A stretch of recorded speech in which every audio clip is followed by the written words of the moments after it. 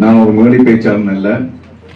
ரஷ்மி கேட்டதற்காண்டி நான் குறிப்புகள் சில எழுதி கொண்டு வந்திருக்கிறேன்.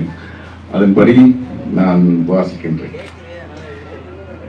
இந்த விழாவை தலைமை தாங்கும் பெருமக்களே, மதிப்புக்குரிய சிறப்பு விருந்தினர்களே, கலைஞர்களே, கலை ஆர்வலர்களே, இங்கு கூடியிருக்கும் அனைவருக்கும் கடல் தாண்டி வந்து இந்த மண்ணில் நின்று எனது அன்பை தந்து வணக்கத்தை தெரிவிப்பதில் பெருமகிழ்ச்சி அடைகின்றேன். இன்று நாம் கூடியிருப்பது ஒரு நிகழ்வுக்காக மட்டுமல்ல, நம் பண்பாட்டின் ஆழத்தையும் கலையின் உயிரையும் கொண்டாடுவதற்காகவே. கலை என்பது மொழி அறியாத மொழி, எல்லைகள் அறியாத உணர்வு.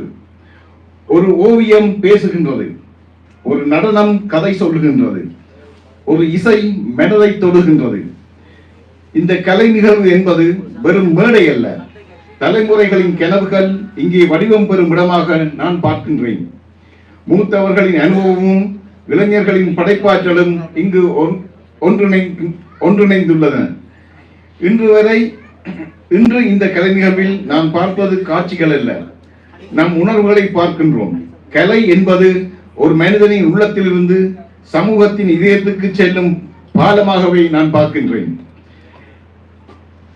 கலை மகிழ்ச்சியை மட்டுமல்ல, வலியையும் பேசுகின்றது.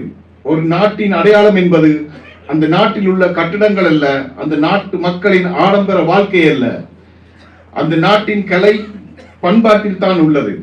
அவற்றை உயிருடன் வைத்திருக்கும் கலைஞர்களே உண்மையான அந்த நாட்டின் சிறந்த காவலர்களாக திகழ்கின்றார்கள்.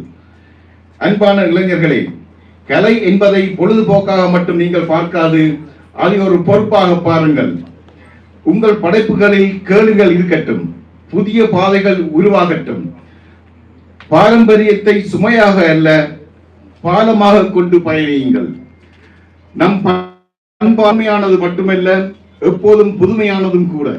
அதை காத்து வளர்த்து அடுத்த தலைமுறையினருக்கு கொண்டு செல்லும் பெரும் பொறுப்பு இளைஞர்களிடமே உள்ளது.